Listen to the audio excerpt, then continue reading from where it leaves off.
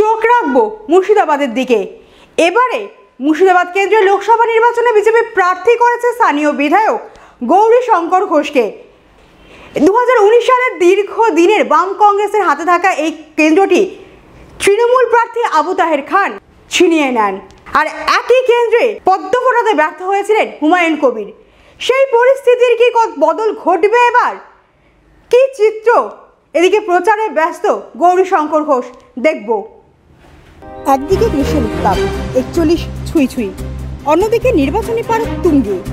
দুই উত্তাপকে পিছনে ফেলেই নির্বাচনী ময়দানে সকাল থেকে রাত পর্যন্ত মানুষের সাথে জনসংযোগে ব্যস্ত মুর্শিদাবাদ কেন্দ্রের বিজেপি প্রার্থী গৌরীশঙ্কর ঘোষ।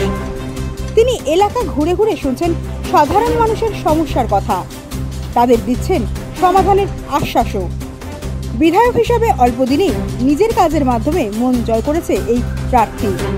মুর্শিদাবাদ ও আজিমগঞ্জ স্টেশনের আধুনিকীকরণ সহ এলাকায় সম্প্রীতি বজায় রাখা তথা বিশুদ্ধ পানীয় জলের জন্য সওয়াল সহ একাধিক কাজই নজর কেড়েছে সব পক্ষের ভোটারের। যদিও তার প্রচারের মূল হাতিয়ার প্রধানমন্ত্রী নরেন্দ্র মোদীর নেতৃত্বে দেশের উন্নয়ন।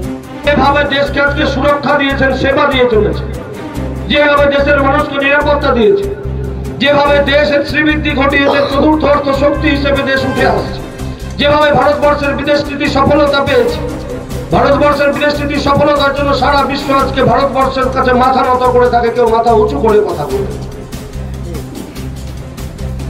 বিভিন্ন জনসভা থেকে তার সোজাসাপটা ভাষণে মূলত শোনা যায় দীর্ঘদিনের মুর্শিদাবাদের মানুষের বঞ্চনার কাহিনী। 2019 অবধি বাম কংগ্রেসের হাতে থাকা এই কেন্দ্র এবং শেষ 5 বছরের তৃণমূল সাংসদও এই অঞ্চলের মানুষকে সার্বিক উন্নয়ন দিতে ব্যর্থ। কখনো পায়ে হেঁটে বা কখনো হুটখোলা গাড়িতে তিনি চষে বেরোচ্ছেন 7টি বিধানসভা কেন্দ্র। রামনবমীর মিছিল থেকে খুশির ঈদ, সব অনুষ্ঠানই মানুষের পাশে দেখা মিলছে গৌরীশঙ্কর ঘোষের। সংখ্যালঘু অধ্যুষিত কেন্দ্র হলেও সব শ্রেণীর মানুষের কাছ থেকেই আশীর্বাদ পাচ্ছেন বিজেপি প্রার্থী। সকাল থেকে জনসংযোগ, কখনো নিজের হাতেই দেওয়াল লিখছেন, আবার মেটাচ্ছেন সেলফির আবদার। সহজেই মানুষের মনে জায়গা করে নিচ্ছেন গৌরীশঙ্কর ঘোষ।